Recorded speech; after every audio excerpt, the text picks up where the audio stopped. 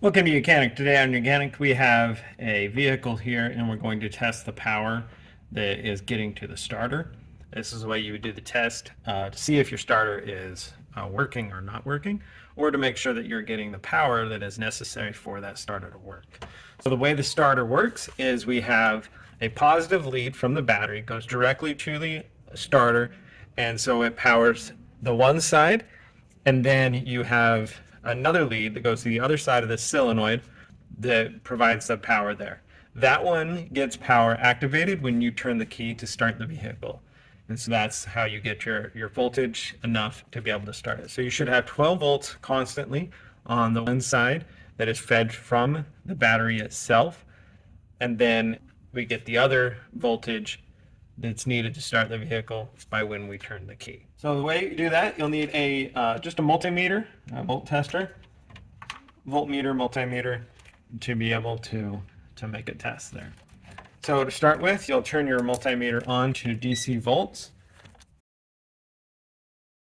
And then we have the one lead that comes straight from the battery. And so we just need to pop that cover a little bit. This one has a little rubber boot. Sometimes you might have a plastic boot that covers that bolt, and so we just want to expose it enough so that we can make the connection to test it.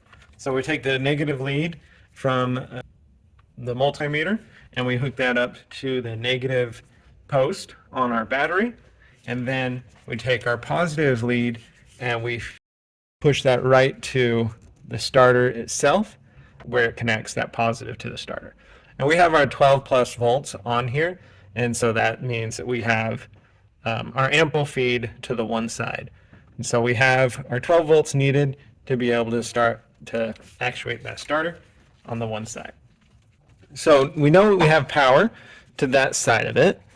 Now we need to check the side that the solenoid gets actuated when you turn the key. And so this was just pressed on the tab there. So you just pull that off. Some might be attached a little bit differently. And here we have, it's just a spade connection. So we need to have something to assist us, which would be just a spade connector, and then be able to insert that in there to get us a good connection, and then put our positive lead in there and have that hold in there, and then we put the negative lead to the battery, negative.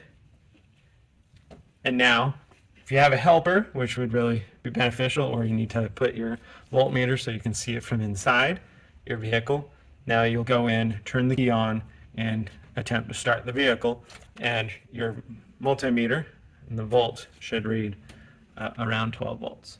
And so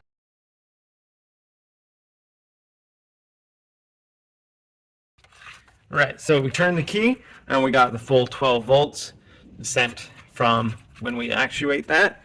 And so we know that we have the power needed to start the vehicle. And if we're still getting nothing from our starter, we'd be pretty positive that it's our starter that's gone bad, or the solenoid itself, which is just this unit on the side of the starter that sends the information to the starter to work. A lot of times it's just as cheap or cheaper to just replace the whole starter as it is to try to just replace the solenoid itself. But we've done that test, and now we know that we have the power needed for our vehicle to start.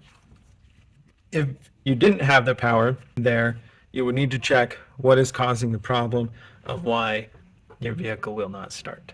You need to check where you're losing the power. Maybe a fuse has gone bad for whatever reason, or something in the ignition switch is possibly not working. Thanks for watching YOUCANIC, where you can be the mechanic.